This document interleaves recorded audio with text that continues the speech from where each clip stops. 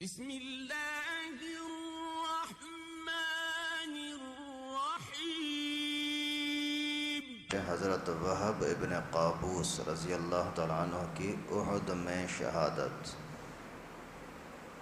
حضرت وہب رضی اللہ تعالیٰ عنہ ایک صحابی ہیں جو کسی وقت میں مسلمان ہوئے تھے اور اپنے گھر کسی گاؤں میں رہتے تھے، بکریاں چراتے تھے۔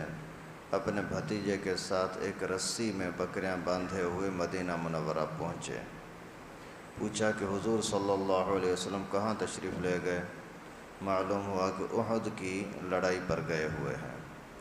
بکریوں کو وہیں چھوڑ کر حضور صلی اللہ علیہ وسلم کے پاس پہنچ گئے۔ اتنے میں کہ ایک جماعت کافروں کے حملہ کرتی ہوئی آئی۔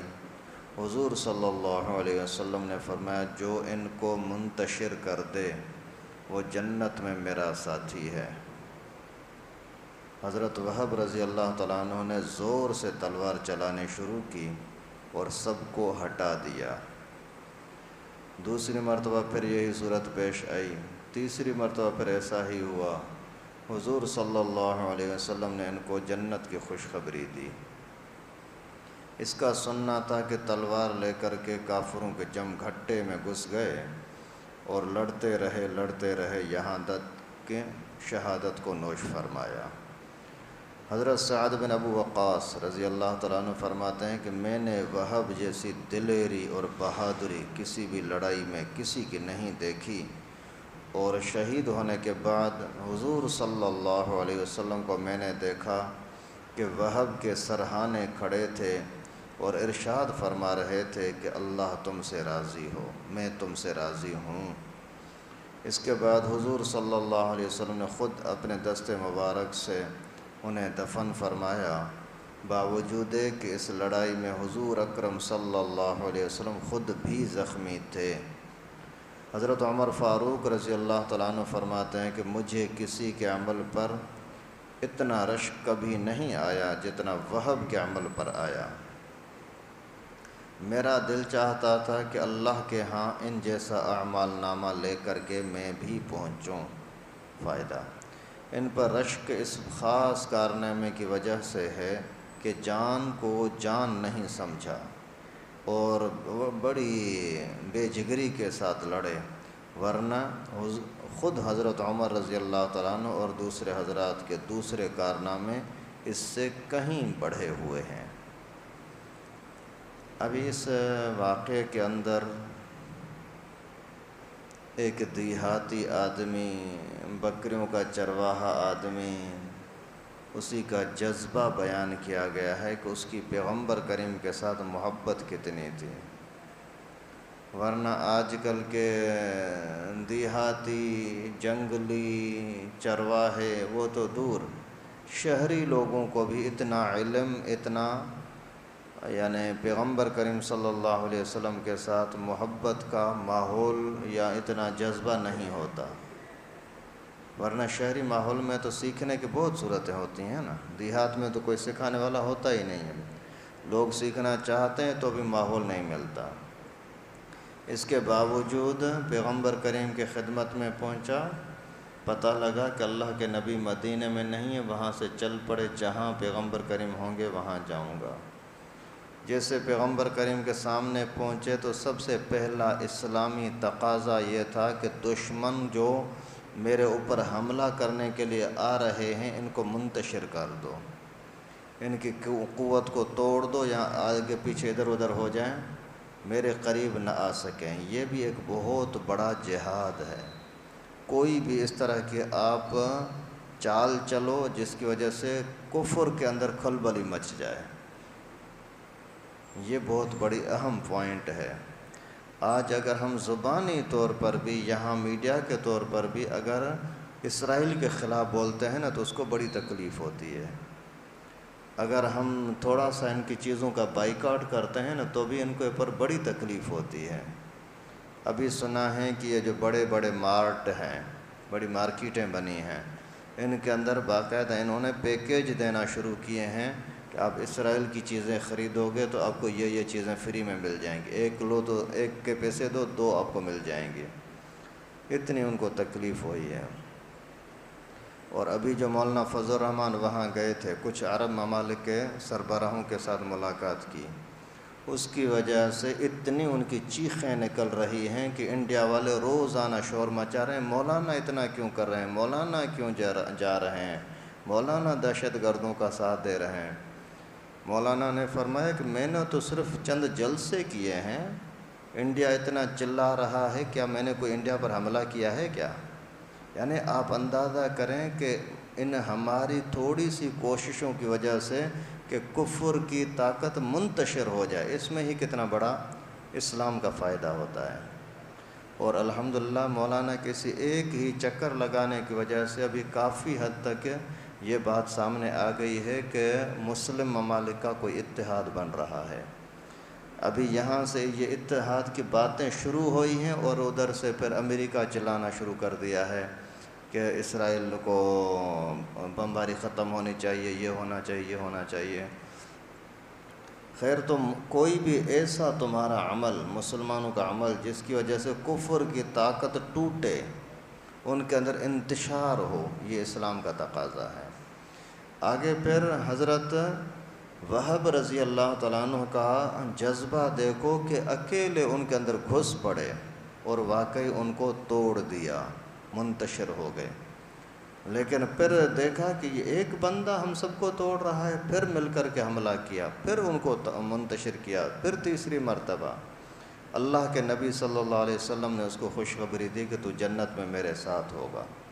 جب اس کو یقین ہو گیا کہ مجھے جنت مل رہی ہے، اللہ کے نبی میرے استاد محترم مجھ سے خوش ہو گئے، اور کیا چاہیے، گھس سے اندر۔ جنت جب پکی ہو گئی تو ابھی زندگی میں دنیا میں کیا کرنا ہے؟ پھر لڑتے لڑتے شہید ہو گئے، اور شہادت ایسی عظیم کہ اللہ کے نبی صلی اللہ علیہ وسلم اسی جنگ کے اندر دانت مبارک شہید ہوئے ہیں، زخمی ہیں، سر کے اوپر زخم آئے ہیں، اور یہاں چہرے کے اوپر زخم آئے ہیں، خون بہہ رہا ہے۔ اس کے باوجود پیغمبر کریم خود اس کے پاس گئے ہیں اور اس کی لاش کو لیا ہے، اٹھایا ہے اور قبر کے اندر دفن کیا ہے۔ حضرت عمر جیسے بندوں کو بھی اس پر رشک آ رہا ہے، حرص آ رہا ہے، کاش اس جگہ پر ہم ہوتے۔ تو اسلام کی خاطر، کفر کو توڑنے کی خاطر کوئی بھی عمل کرنا یہ بہت بڑی عظیم عبادت بھی ہے اور اللہ تعالیٰ کے قرب کا ذریعہ بھی ہے۔ اللہ تعالیٰ ہم سب کو ایسی غیرت، ایسا جذبہ اور ان بزرگوں کے نقش قدم پر چلنے کی توفیق نصیب فرمائے۔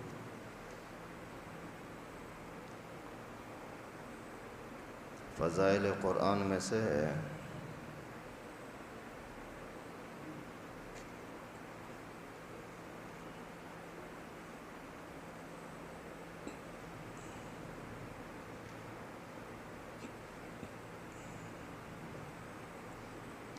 حضرت عبد الملک ابن عمیر سے روایت ہے، قال رسول اللہ صلی اللہ علیہ وسلم فی فاتحۃ الکتاب شفاء من کل داء، کہ اللہ کے نبی صلی اللہ علیہ وسلم نے فرمایا سورہ فاتحہ میں ہر بیماری سے شفا ہے، الحمد پڑھنے میں ہر بیماری سے شفا ہے۔ جس محبت سے، جس جذبے سے آپ پڑھو گے اتنا ہی اللہ تعالیٰ اسی کے اندر اثر ڈالیں گے۔ اگر آپ کو خود پڑھتے ہوئے اعتماد نہیں ہے تو پھر برکت بھی تو ایسی ہی آئے گی نا۔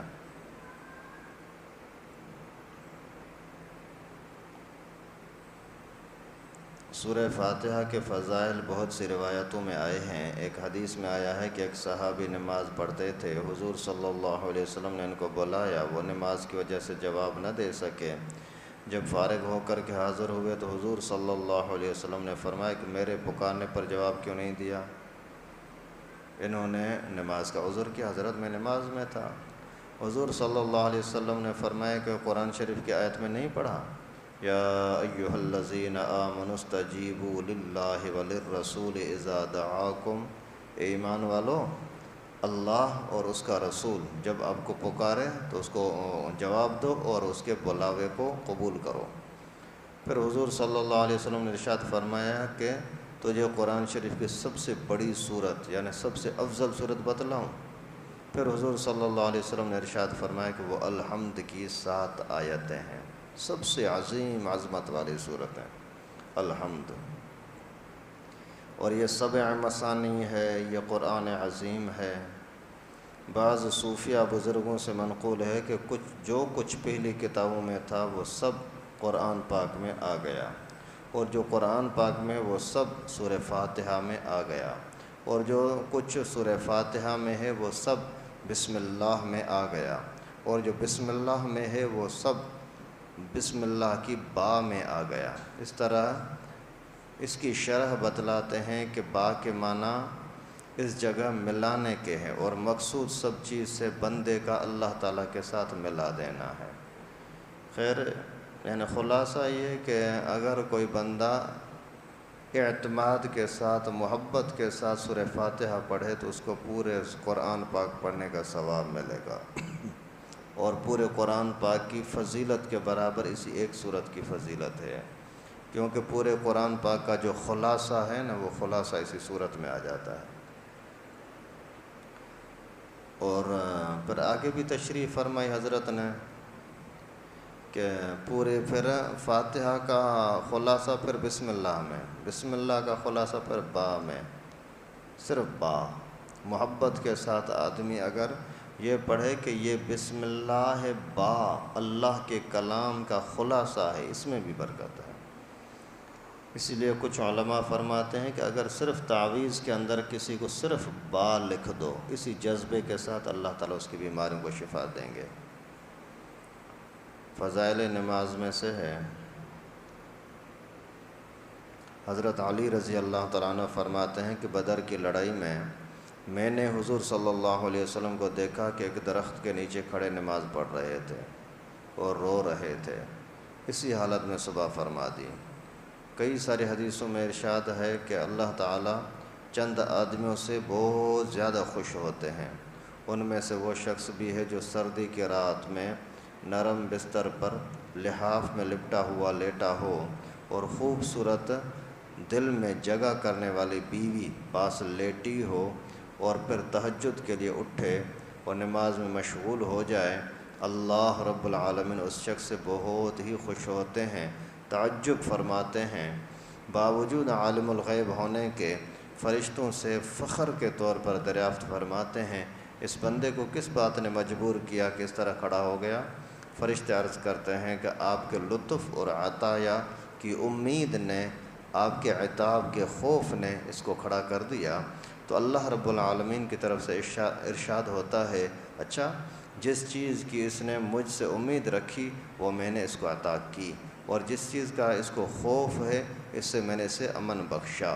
حضور صلی اللہ علیہ وسلم کا ارشاد ہے، کسی بندے کو کوئی عطا اللہ کی طرف سے اس سے بہتر نہیں دی گئی کہ اس کو 2 رکعت نماز کی توفیق عطا ہو جائے۔ ایک بندے کو 1,00,000 روپیہ مل رہا، ایک بندے کو 2 رکعت نماز نفل پڑھنے کی توفیق ملی، 1,00,000 سے 2 رکعت کروڑوں گنا بڑھ کر ہے۔ ایک بندے کو کشتی میں جانے کی وجہ سے، کاروبار پر جانے کی وجہ سے 10,00,000 روپیہ مل رہا، ایک بندے کو 2 رکعت نفل پڑھنے کی، نماز پڑھنے کی توفیق ملی، یہ اس سے کئی گنا بڑھ کر ہے۔ یہ اللہ کے نبی صلی اللہ علیہ وسلم ہمیں سمجھا رہے ہیں۔ اور افسوس، بے سمجھی، لاپرواہی، بے خیالی، جہالت کہ ہم صرف پیسوں پر بھی نہیں، صرف پیسوں کی لالچ میں نماز کو چھوڑ دیتے ہیں، شاید مل جائیں، بھائی بھلے ملیں الحمدللہ، وہ بھی اللہ کی نعمت ہے، لیکن اسی پیسے کی وجہ سے نماز کو چھوڑ دینا، نوافل کو چھوڑ دینا، یہ بہت بڑی محرومی اور بدقسمتی کی بات ہے۔ یہ چیز اگر ہمیں سمجھ میں آ جائے کہ واقعی نماز ہمارے پیسے سے زیادہ ہے، نماز ہمارے گھر سے زیادہ ہے، کیونکہ نماز کے اندر اللہ سے بات ہوتی ہے، اللہ کے سامنے حاضری ہوتی ہے، تو انسان بڑی سے بڑی قربانی دینے کے لیے بھی تیار ہو جائے، لیکن ان کو احساس ہی نہیں ہے۔ فضائل تبلیغ میں سے ہے، حضرت قتادہ رضی اللہ تعالیٰ عنہ سے مروی ہے کہ دنیا کی بھلائی سے مراد ربنا آتنا فی الدنیا حسنۃ وفی الآخرۃ حسنۃ وقنا عذاب النار، یہ اللہ تعالیٰ نے خود ہمیں دعا سکھائی ہے، اور اس کے اندر یہ ہے کہ ربنا آتنا فی الدنیا حسنۃ، یا اللہ دنیا میں بھی ہمیں حسنہ، اچھائی، بھلائی، سکون عطا فرما۔ تو اس سے مراد کیا ہے؟ حضرت قتادہ فرماتے ہیں کہ دنیا کی بھلائی سے مراد عافیت اور بقدر کفایت روزی ہے۔ یا اللہ مجھے بیماریوں سے عافیت عطا فرما، عذابوں سے عافیت عطا فرما، میرے بھوک مٹانے جتنا کھانا عطا فرما، یہ ہے۔ حضرت علی کرم اللہ وجہہ سے منقول ہے کہ اس سے صالح بیوی مراد ہے، دنیا میں اچھائی عطا فرما یعنی اچھی بیوی مل جائے، کیونکہ اگر بیوی بد اخلاق مل گئی نا، سمجھو کہ اس سے بڑا کوئی عذاب دنیا کے اندر اور نہیں ہو سکتا۔ اللہ کے نبی نے خود دعا کی ہے کہ اللہم انی اعوذ بک من امرأۃ تشیبنی قبل المشیب، یا اللہ ایسی عورت سے، ایسی بیوی سے مجھے پناہ میں رکھ جو بڑھاپے سے پہلے مجھے بوڑھا کر دے،